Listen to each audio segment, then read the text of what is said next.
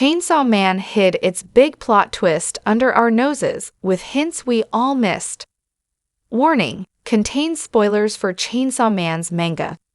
Chainsaw Man Part 2 has had its ups and downs, but for most of its narrative, it has proven to be a deeply intertwined story.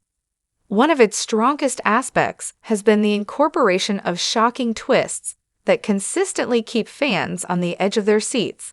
However, the latest twist may be the biggest yet, prompting fans to dig deeper for clues leading up to the revelation.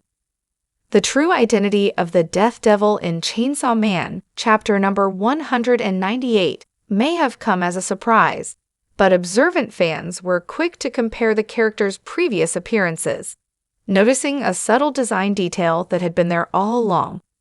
This small but significant element reinforces that, despite Chainsaw Man's often chaotic and unpredictable storytelling, Tatsuki Fujimoto has carefully crafted Part 2's intricate narrative, proving his brilliant storytelling ability. The fake Fami's design from early in the series had always embodied the essence of the Death Devil. Her character was consistently depicted with a tilted head, a detail that keen-eyed fans quickly linked to the image of a person who had died by hanging. Once noticed, this striking visual cue is impossible to unsee, as her tilted head was a recurring element in her design, subtly reinforcing the theme of death. One of the most striking designs that further hints at fake Fami's true identity as the Death Devil is her depiction on the cover of Volume 14. She is once again shown with her signature tilted head, resembling someone hanged by a rope, against a backdrop of stained glass, often associated with churches where funerals take place.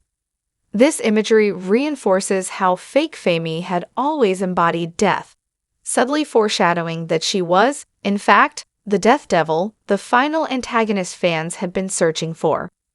Furthermore, her previous interactions during the Falling Devil arc further emphasize her significance as the Death Devil. The Falling Devil, a primal fear, was not only seen obeying fake Fami's orders, but also treating her with reverence, almost like a queen. In hindsight, this now makes perfect sense, as her true identity as the Death Devil explains the power dynamic that had always been present.